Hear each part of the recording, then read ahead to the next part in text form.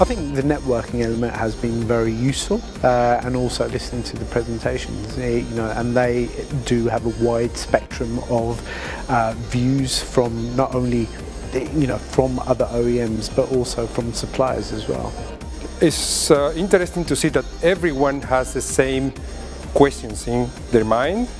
We are all of us asking about, again, electric vehicles, the difficulties for storing, stocking batteries, how to transport them, autonomous driving, to be honest, will come soon. We are talking about maybe 10 years, and we are all asking if we are ready to be, to be able to do the business in the next years in the UK.